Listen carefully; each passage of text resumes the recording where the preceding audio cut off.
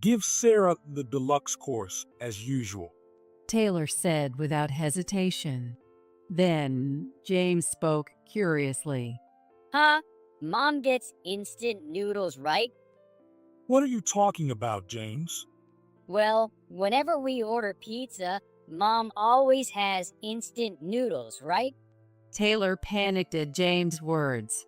This is it, I thought, and I finally said it. Why don't you give the fancy meal to your 23-year-old mistress? Needless to say, the room froze at that moment. The die was finally cast.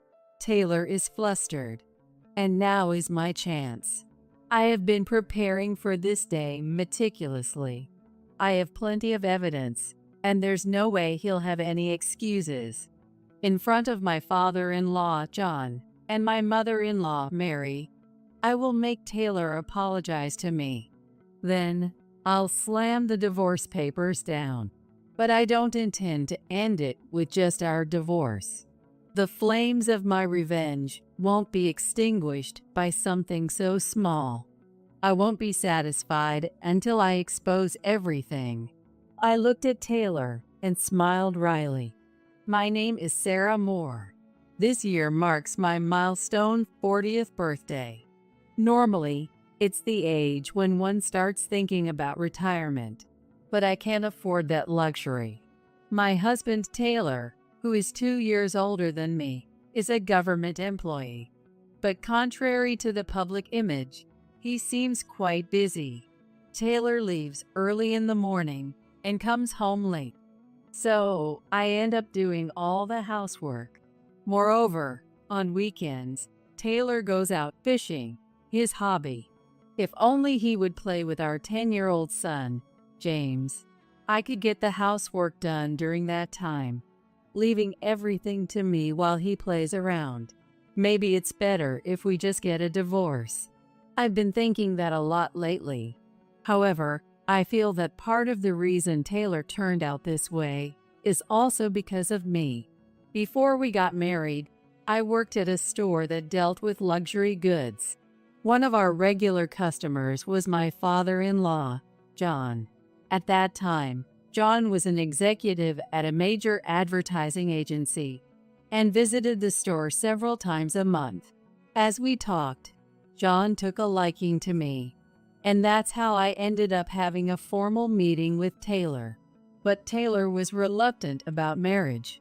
When I asked why, Taylor said, I'm not that outstanding. You're a government employee, right?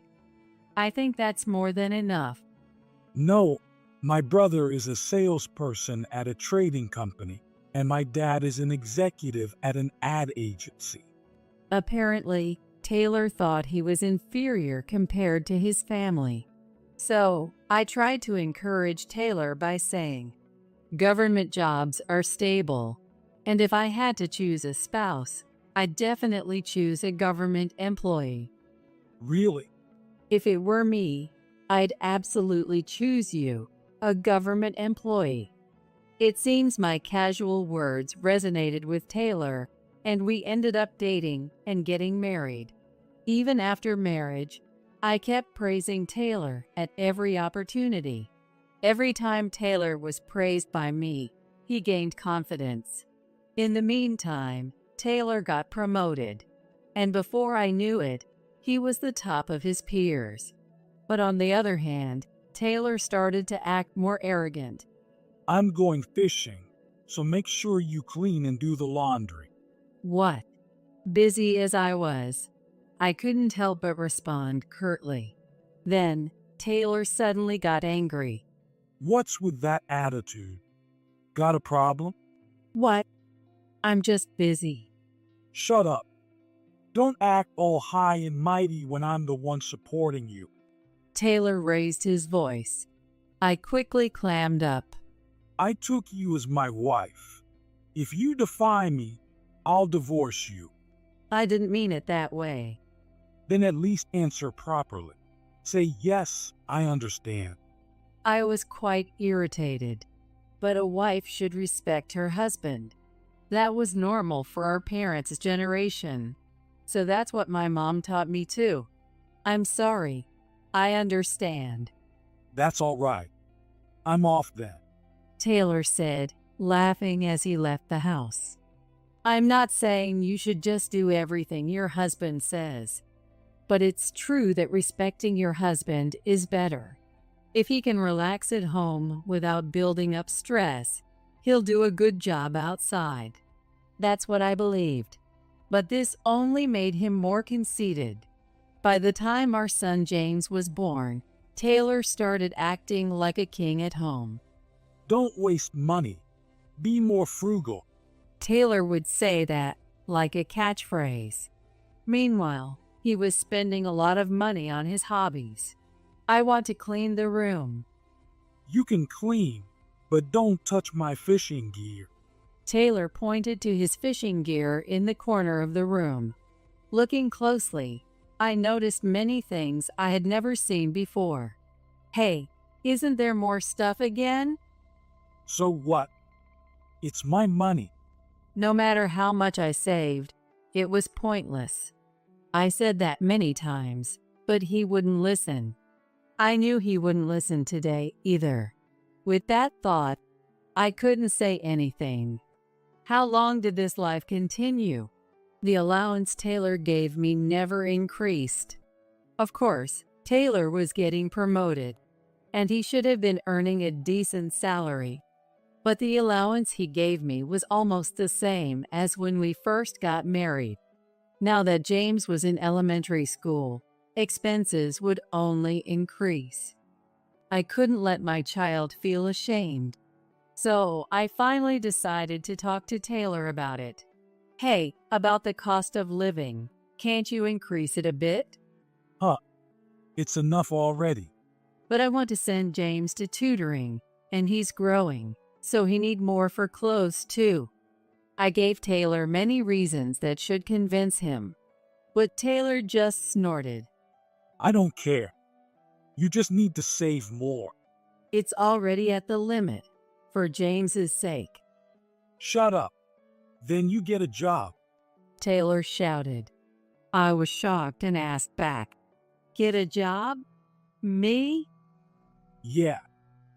If you say it's for James, then you can at least get a job, right? I pondered over Taylor's words.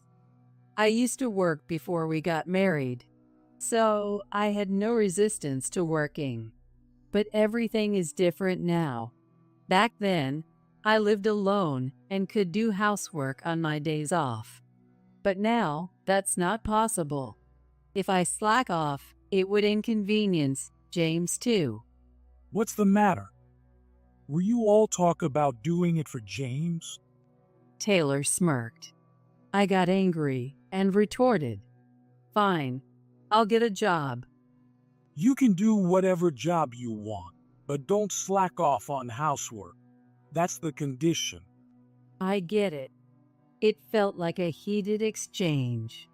I declared loudly. After that, I started a part-time job at a supermarket, but I couldn't work long hours. I needed to have enough time for housework so Taylor wouldn't complain. Even a few hours of part-time work significantly helped our finances. I focused on both housework and my part-time job. One such weekend, James came up to me while I was doing the laundry. Mom, what's for lunch? Is it that time already? It was just past 11:30 a.m. James, being a growing boy, must be hungry by now.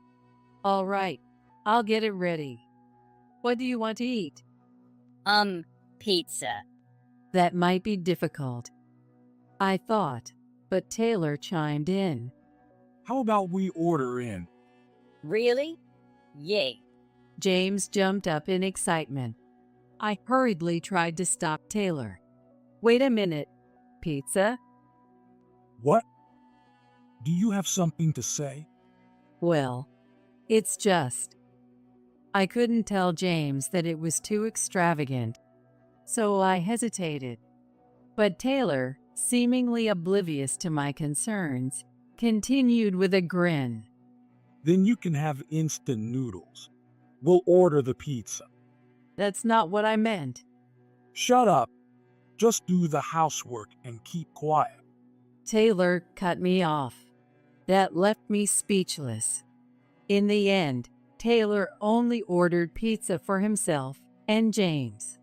He placed a cup of instant noodles in front of me and started eating the pizza right in front of me. It was humiliating, but I didn't want to argue in front of James. I watched James enjoying the pizza with a strained smile.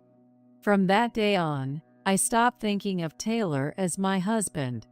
He was just a roommate, someone I stayed with for James's sake. I want to get a divorce once James grows up. That's how I started thinking. But it wasn't all bad. I could now speak my mind to Taylor, something I had been holding back. About tomorrow, Sunday, I have to work. What? I have plans to go fishing. You expect James to stay home alone? You can take him with you. Is there a problem with that? When I asked, Taylor stammered. Of course, if it were a company event, it might be inconvenient. But Taylor is a government employee. Basically, government employees are prohibited from hosting events.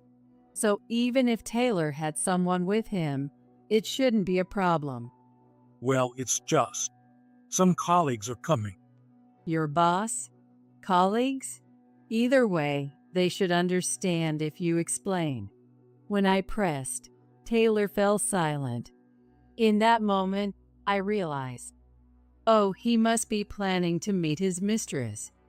Though I thought that, I didn't say it out loud. If you can't explain, I can talk to them for you. No, that's okay. I'll handle it. His panic confirmed it. He was definitely cheating. I was sure of it. But confronting him now would only lead to evasion. I decided to play dumb. All right, make sure to greet them properly. And don't forget to give them a gift. Why? Because it's polite. Give something the wife of your colleague likes. I implied I thought his companion was male. Taylor's face lit up. Oh, sure, I'll do that. Good. That helps. I turned away from Taylor, thinking, now I have a reason for our divorce. After that, I secretly installed cameras in various places.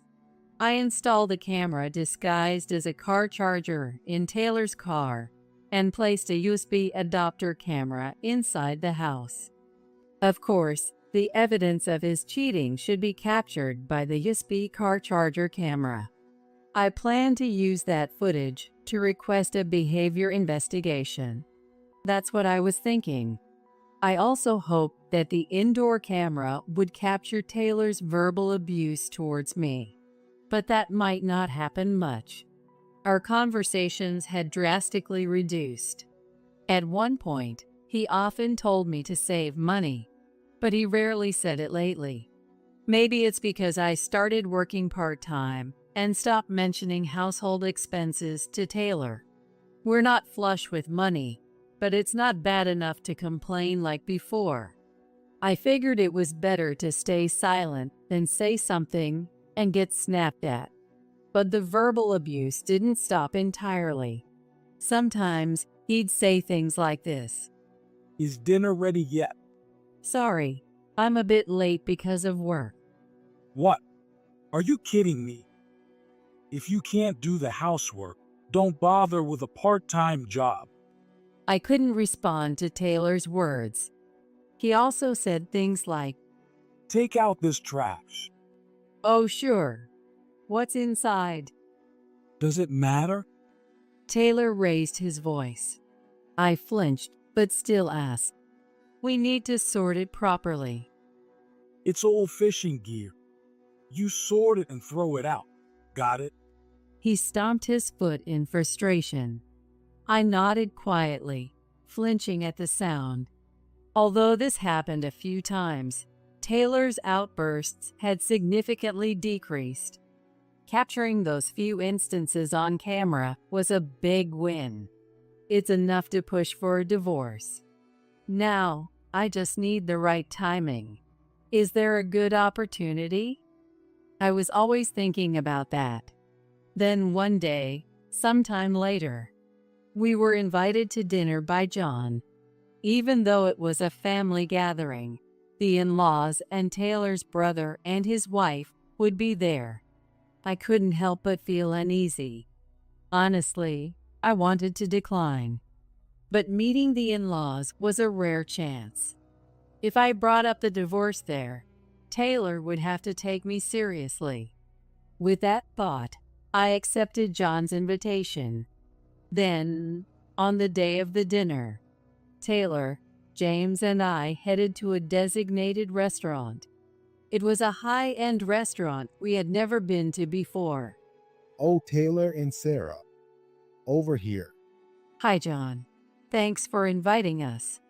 We greeted them at our first reunion in a long time. Once we were seated, the dinner started.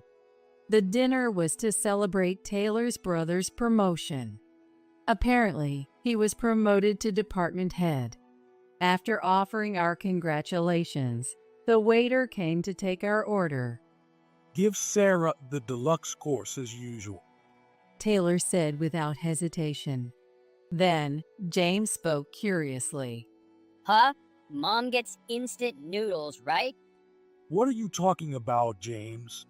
Well, whenever we order pizza, Mom always has instant noodles, right? Taylor panicked at James' words. This is it, I thought, and I finally said it. Why don't you give the fancy meal to your 23-year-old mistress? Needless to say, the room froze at that moment. The die was finally cast. With Taylor visibly shaken, now was my chance. I had prepared meticulously for this day. I had plenty of evidence and wouldn't let him make any excuses. In front of my father-in-law, John, and my mother-in-law, Mary, I will make Taylor apologize to me. Then, I'd slam the divorce papers down. But I didn't plan to stop at just divorce. My thirst for revenge wouldn't be quenched so easily. I wouldn't be satisfied until I exposed everything. I looked at Taylor and smirked. At that moment, Taylor, who had been frozen, finally snapped out of it. He pointed at me and shouted, What are you talking about? Mistress? Stop spouting nonsense. Really? If you don't understand, should I show you some clear evidence? I stood up forcefully. John tried to calm me down. Sarah, please calm down. When I looked back at John, his face was bright red. He seemed very angry. I couldn't disregard John's feelings. I took a deep breath and nodded. Okay, let's leave the restaurant. Michael, you stay here with James. Can you take care of him? Michael is Taylor's brother's name. Michael nodded slightly. I don't mind, but Thank you. Please take care of James. all right. In the end, James was left with Michael and his wife. Then I left the restaurant with my in-laws and Taylor. We headed straight to the in-laws' house, and as soon as we entered the living room, John raised his voice. Taylor, what is going on? Oh no, this is just Sarah's fabrication. Taylor began to stammer and make excuses. I listened with a frown. He claimed he would never cheat. He said the cup noodle story was also nonsense. Taylor kept insisting on such things. I listened in silence. After Taylor finished his excuses, John turned to me. That's what Taylor says, but let's hear Sarah's side. Yes, it's a fact that Taylor is having an affair. As soon as I said that, Taylor shouted, That's a lie.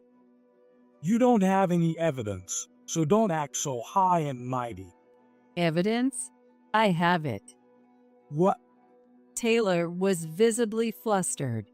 I sneered and reached into the bag I was carrying. I took out a brown envelope and placed it on the living room table. There are photos inside. Take a good look yourself. Photos?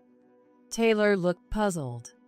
Next to him, Mary quickly grabbed the envelope. She swiftly took out the photos. They were pictures of Taylor and a woman looking very intimate. Oh my, they look quite close. Despite her words, there was no smile in Mary's eyes. Mary handed the photos to John. Indeed. John glanced at the photos and then looked at Taylor. He thrust the photos at Taylor. Taylor glanced at the photos and immediately looked away. Then he began to make excuses. This is just a work associate. I wasn't cheating. For a work associate, you two look pretty close, don't you think? It was just to keep things smooth at work. That's all. You understand that, right? Taylor shouted, throwing the photos onto the floor. But I had expected as much. I took out another white envelope. I pulled out the photos and showed them to my in-laws and Taylor. These are from a different day, but do you need to get this close with a work associate? The photos showed Taylor and the woman looking at each other like lovers. There was no way he could make excuses for these. Anyone would see them as a couple. Of course, my in-laws thought the same. Mary looked at Taylor and asked in a low voice, You can't excuse this. Were you having an affair? Oh, well, Answer clearly. Taylor flinched at Mary's loud, firm voice. His eyes darted around, and he looked down. He was probably trying to come up with his excuse. Taylor's lips trembled slightly. Why don't you just admit it, Taylor? Well, I know.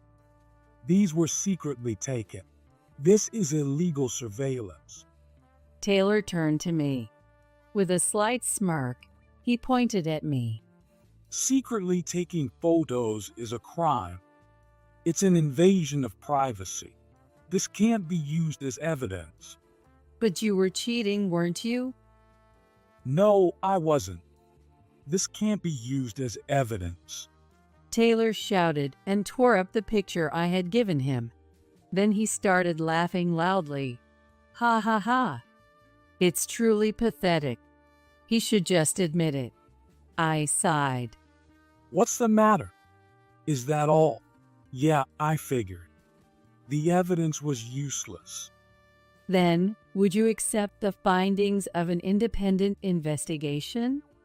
As I said this, I took a large clear file out of my bag.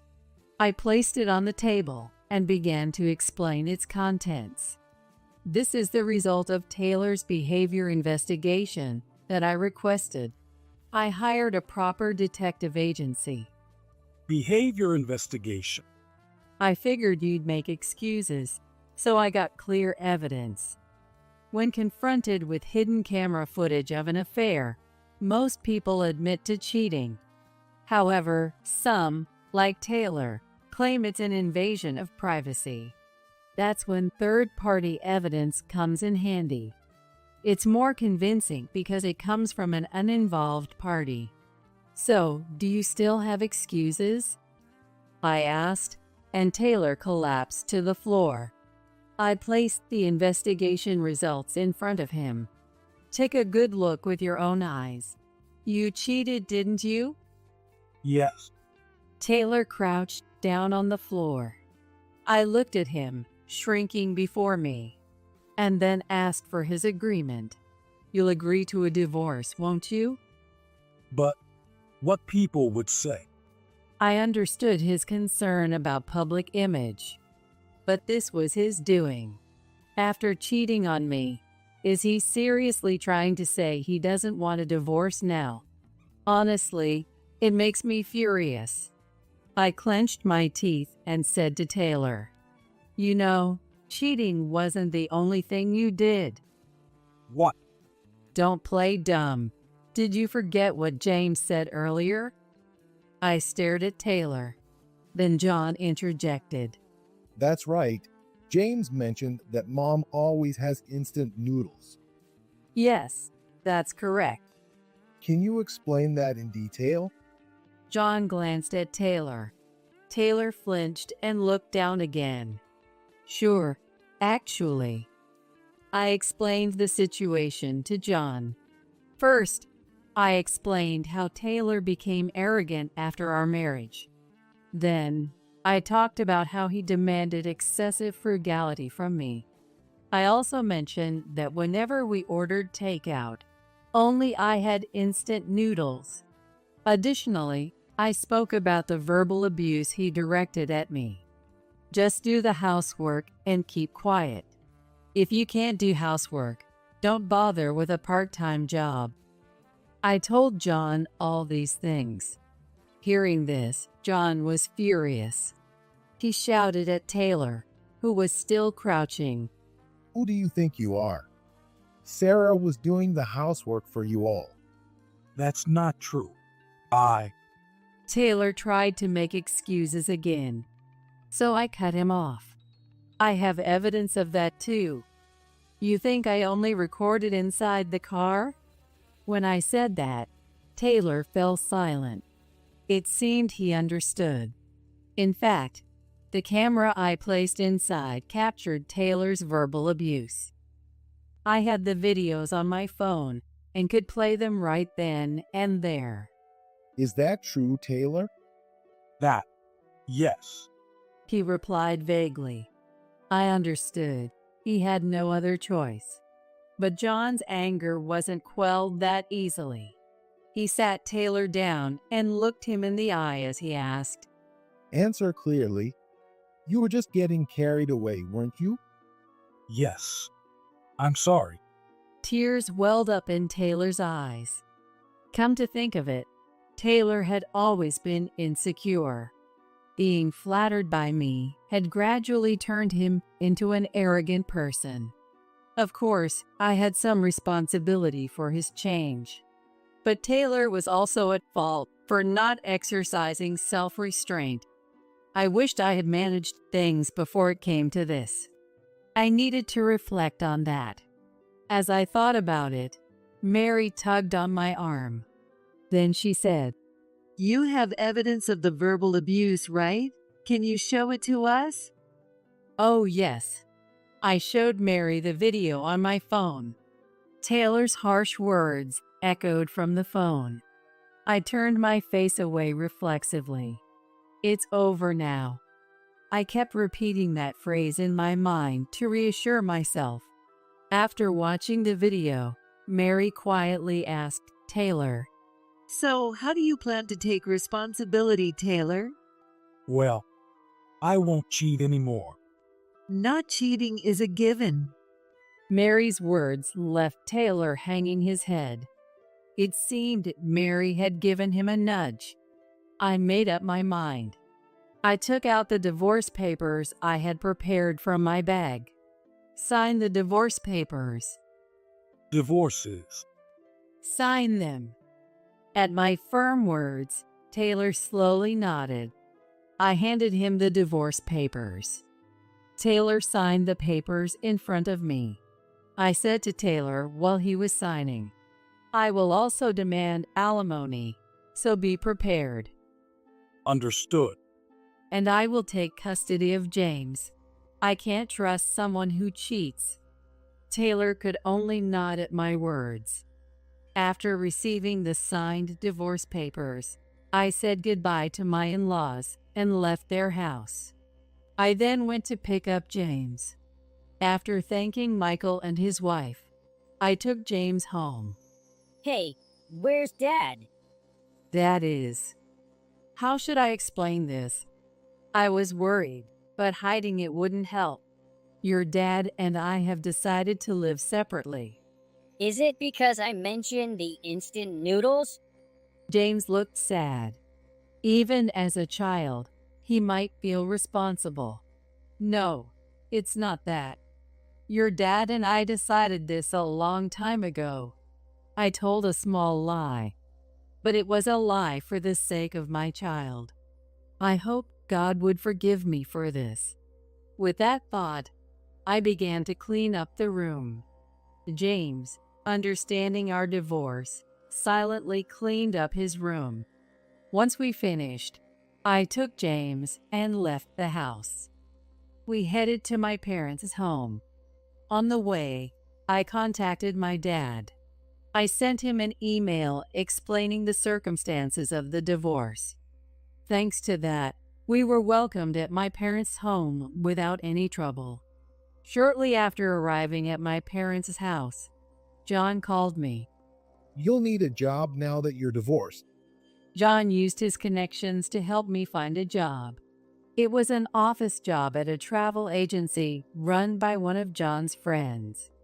Thanks to that, I could live with James without financial worries after the divorce. But I had one more thing to do. I needed to see the results of a certain matter. Until those results came in, I couldn't rest easy. Or rather, until it was settled. It should be settled in a few weeks, right? Muttering to myself, I focused on my work. Then, a few weeks later, my phone rang just as I finished work. I answered the phone without checking the caller. Hello? Just as I started to speak, a loud voice cut me off. Help me, Sarah. Oh, Taylor? Yes, help me. You're my only hope, Sarah. Hearing those words, I realized it's finally over. But I pretended to know nothing and asked Taylor about the situation. What's wrong? Why are you so panicked? It's really bad. I might get arrested. Not might. You will get arrested. I thought to myself. Let's go back a bit. Right after Taylor and I decided to divorce, I sent some evidence from the behavior investigation to his office where Taylor worked. One was a photo of Taylor with his mistress, a woman named Lauren, and the other was a photo of Taylor, Lauren, and Lauren's boss together. Lauren worked for a local construction company, and Taylor was in the city's civil engineering department. In other words, Taylor's claim that she was a work associate wasn't entirely a lie. However, Taylor was on the side awarding city road work contracts, and Lauren's company was the one receiving those contracts. You can see where this is going. They were both engaged in illegal activities. Lauren was dating Taylor to get information about the prices for city road maintenance and repair work. In return, Taylor received various items from her. The investigation revealed he received gift certificates and fishing gear, among other things. There might have been other items, but I didn't know for sure. Regardless, I was confident in my suspicions, so when I requested the investigation, I said, I think he's accepting bribes. Please look into that as well. I was certain, but I had no evidence to show others. So I had the investigator look into it as part of the behavior check. As expected, the results were incriminating. Taylor had indeed received goods from Lauren's construction company. So how did I realize this? You might wonder. It was actually by chance. It was shortly after I started recording Taylor's verbal abuse. Taylor once told me, "Throw out this trash." When I asked what was inside, he said it was old fishing gear. That struck me as odd. For instance, if he had said to throw out broken fishing gear, I wouldn't have thought much of it. However, he said to throw out old fishing gear, which struck me as odd. Fishing gear can be cheap, but some of it is quite expensive. Also, there are many stores that buy used fishing gear. Taylor was so stingy with money that he made me save money. Maybe it was because he was paying a tribute to Lauren. Having money is always better than not.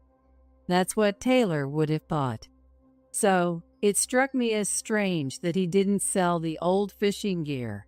If he wasn't selling it, maybe he couldn't sell it. There must have been a reason he didn't want anyone to know. Thinking along those lines, I came to one conclusion.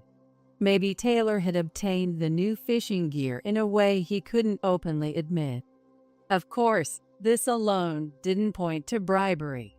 But then, the camera inside the house provided the decisive evidence.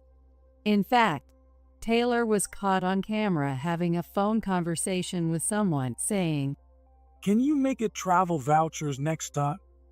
I want to take my mistress to a resort hotel." When I saw that footage, I was truly speechless. In just a few lines of conversation, he had confessed to both cheating and bribery. But that solidified my resolve. This man wasn't worth saving. I wouldn't just divorce him, I would make sure he paid for his crimes. So, I sent the evidence to various places, and you'll definitely get arrested. It was you. I'm not the bad one here. You are. When I said that, Taylor fell silent. It seemed he finally resigned himself to his fate.